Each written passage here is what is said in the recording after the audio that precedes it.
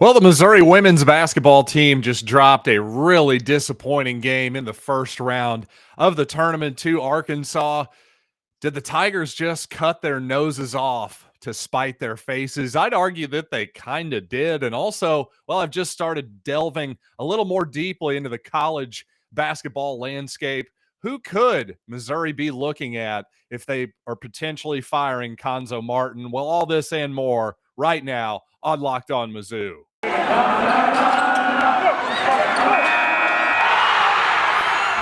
You are Locked On Mizzou, your daily podcast on the Missouri Tigers, part of the Locked On Podcast Network, your team every day.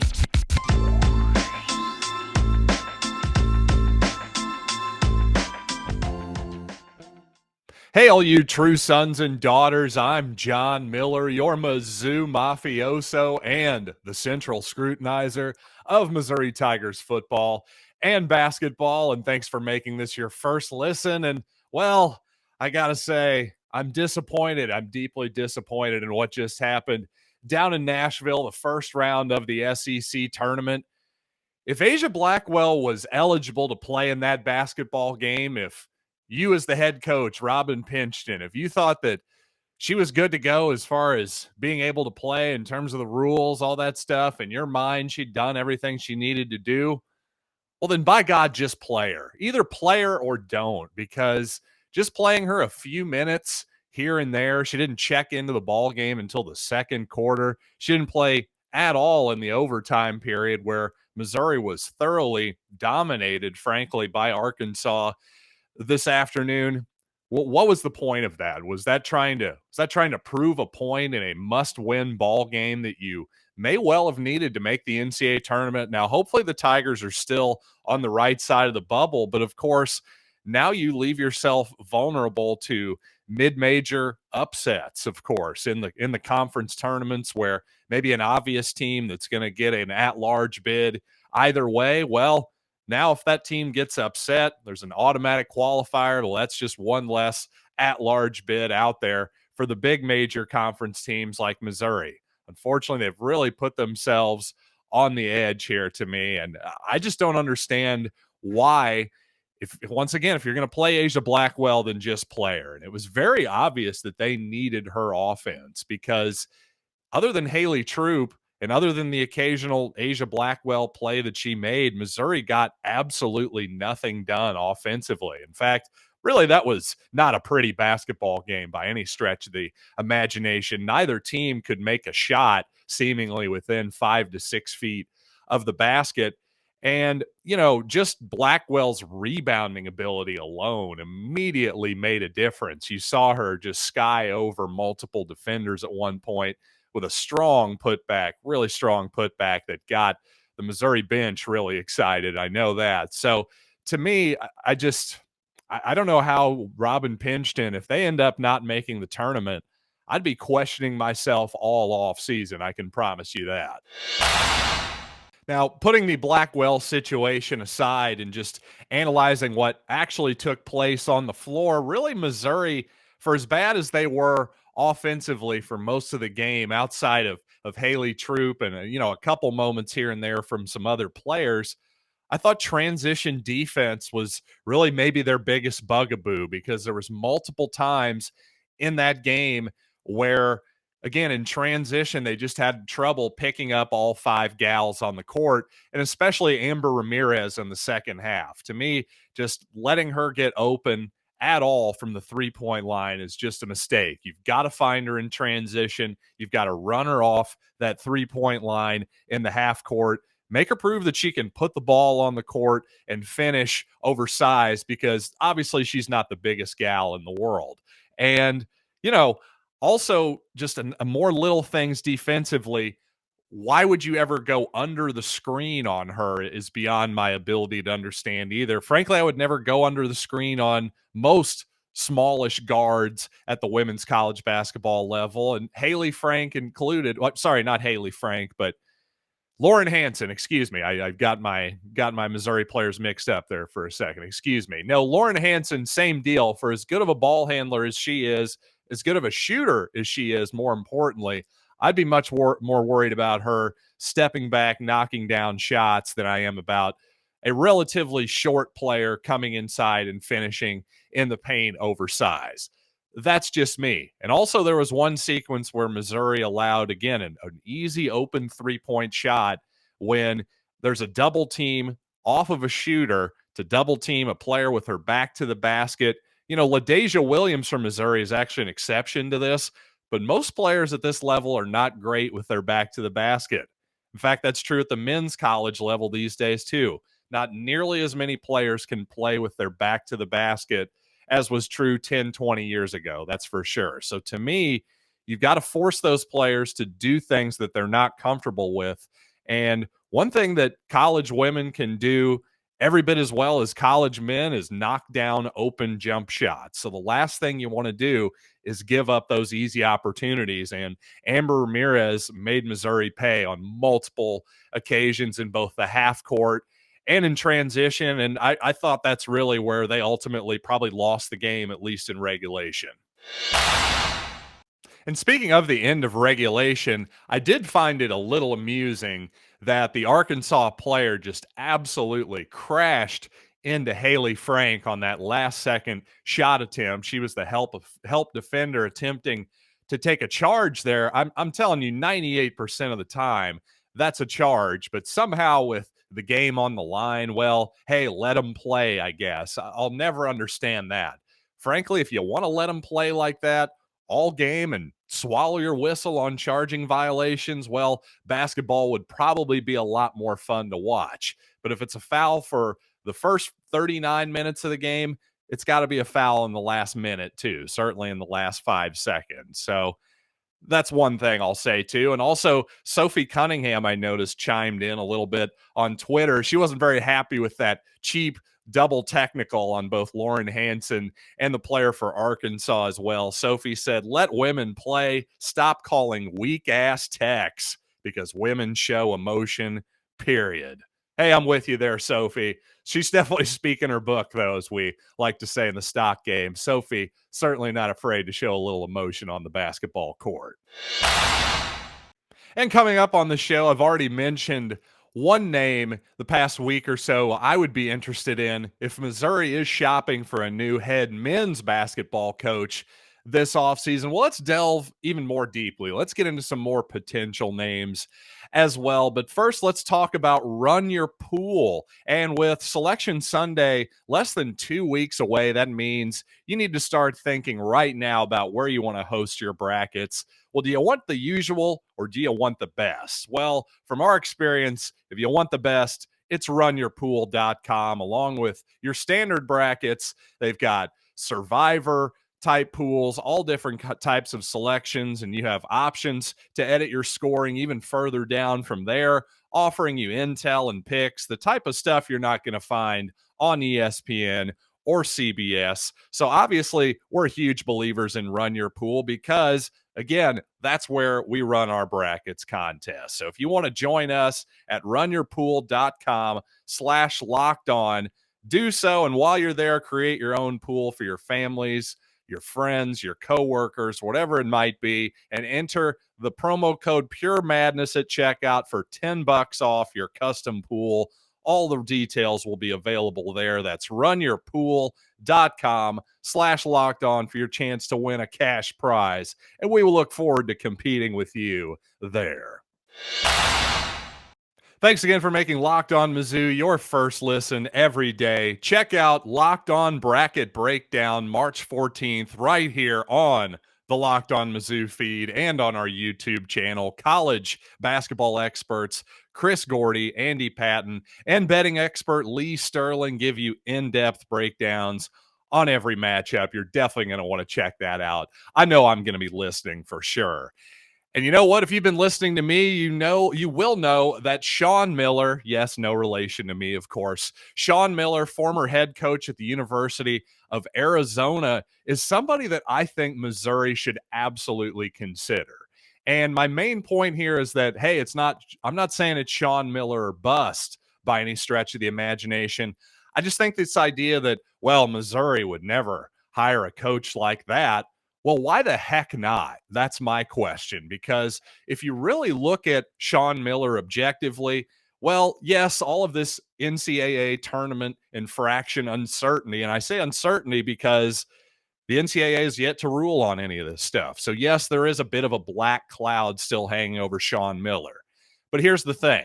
If you look at the notice of allegations against Miller, well, it's all about Arizona. None of it was actually directly tied to Sean Miller. So basically, what he's facing is the same type of allegation, a sort of head coach control infraction that ultimately led to Auburn coach Bruce Pearl being suspended for exactly 2 games.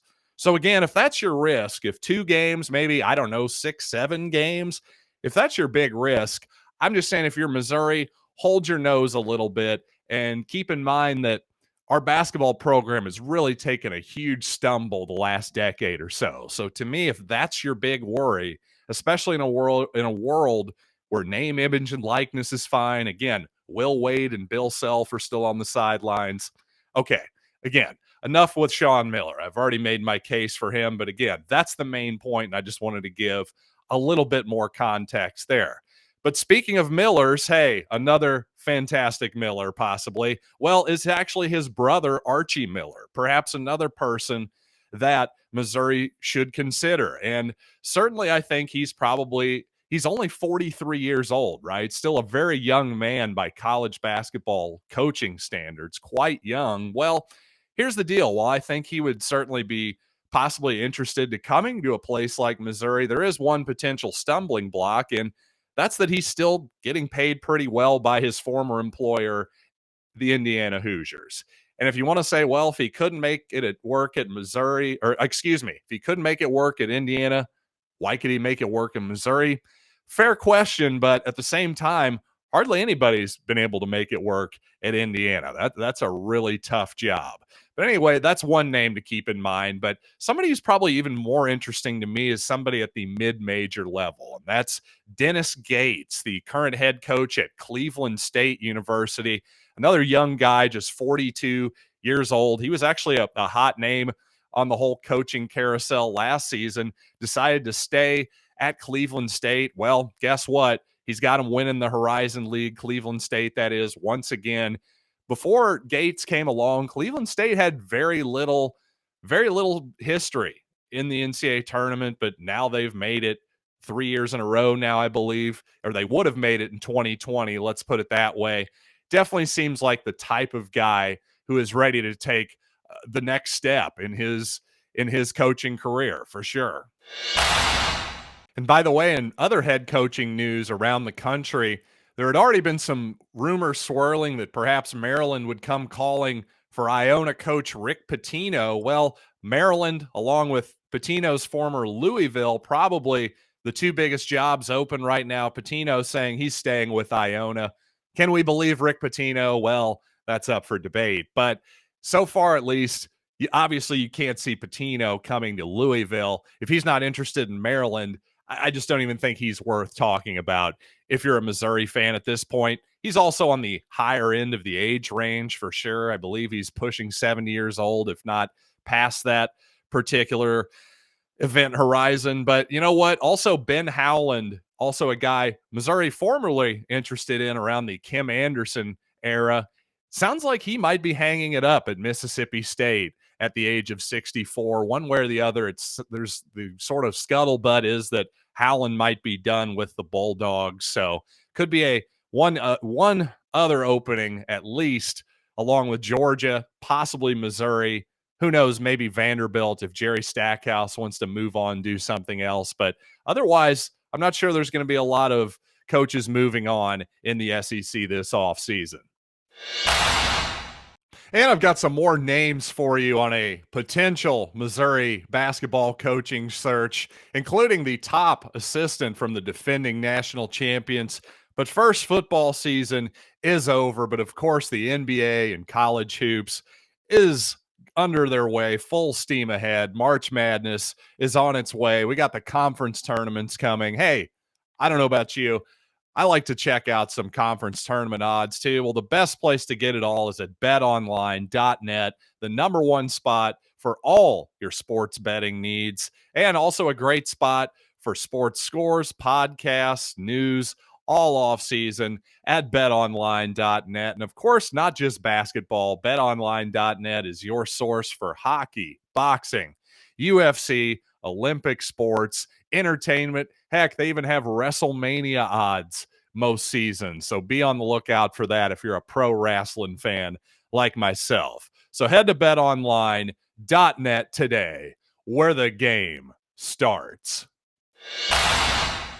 So obviously we brought up former Arizona coach Sean Miller earlier. Well, you might notice that Arizona is still doing quite well without Sean Miller. Well, that's in no small part to their new head coach, Tommy Lloyd. He was actually with Mark Few for years and years at Gonzaga, building that program up to what it's become today. Well, guess what? Now it seems like he's a really good head coach too. And sort of in that mold is from Baylor, I would say, Jerome Tang, who has been with Scott Drew since 2003 at Baylor. Is it maybe time for a guy who has helped engineer one of the great turnarounds in college sports history, perhaps sports history in general? I don't know. I think it would take at least a job like Missouri to get him to leave. A pretty cush situation for him. You got to remember, he's probably getting well over $1 million a year to be that high level of an assistant for that long. So you always got to wonder, do those guys want the pressure if they've been in that situation for so long? But to me, of all the longtime assistants out there, Jerome Tang of Baylor has got to be the most interesting guy. Now, speaking of people who have the Scott Drew pedigree, well, there's another guy in Texas who I think has got to be interesting.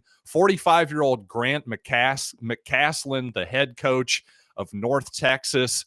You might remember last year the Mean Green upset Purdue in the first round. Hey, I actually picked that one. Good for me. Wasn't my best year outside of having Baylor and Gonzaga in the finals, but I did have that early upset. Well, turns out the Mean Green are probably even better this year. 13-1 record in the Conference USA, 20-4 overall. In fact, they've been so good this year, a strong chance, even if they don't win the conference tournament, that they'll get an at-large bid anyway. So Grant McCasland at 45, got to be somebody you look at if you're Missouri, in my opinion. And finally, two more mid-major head coaches that I think are pretty interesting. First of all, Matt McMahon is the head coach of Murray State. And, well, Murray State's been a really, really good mid-major program for a long time now. And, well, this might be the Racers' best team ever. They're 27-2 currently, 17-0 in the Ohio Valley Conference, and number 19 in the AP poll. So a lot of people are going to be interested in Matt McMahon. In fact, I could see Louisville, obviously, with Murray State being pretty darn close to Louisville, geographically speaking. I could totally see him being an option for them if maybe some of the higher big name guys, if they don't land their number one guy, maybe Matt McMahon would possibly consider Missouri. I don't know. He may honestly be a little bit out of our range, but he's certainly somebody I would be interested in. Sort of by the same token, I don't know if it's a great fit just in terms of how interested he would be in Missouri, but I would certainly be interested in Nico Medved, Colorado State's head coach, a guy who's gotten interest in the past, but since he had such a good team coming back this year in particular, you couldn't blame the 48-year-old guy for actually staying in Colorado State. And listen, Fort Collins, Colorado, I visited there. I've been to a wedding there. A beautiful place to live. So I can't blame anybody for being a little bit hesitant to leave there. That's for darn sure. But anyway, just wanted to give you guys a handful of names there that I'm at least keeping my eye on. There will be other names that emerge, some other people I haven't even mentioned before. We've already talked about the Kim English possibilities before. I think it's probably a little bit too early for Kim, but at the same time, certainly not questioning his potential of being a great basketball coach. I think he's got a lot of intangibles and tangible qualities that are really, really impressive. So certainly not being dismissive of him whatsoever. But at this point, I would say just about any of those guys I mentioned today would probably be ahead of my list on from Kim English at this point. But you know what? That'll do it for this edition of Locked On Mizzou. I'll tell you what, thanks as always for making it your first listen. Now make your second listen Locked On the NFL Draft. Ryan Tracy, former NFL corner, Eric Crocker, bring you the NFL Draft to light every day with insight and analysis on college football prospects and NFL front offices. It's, of course, free and available wherever you get your podcasts. So until next time, I'm John Miller, and you've been listening to Locked on Mizzou.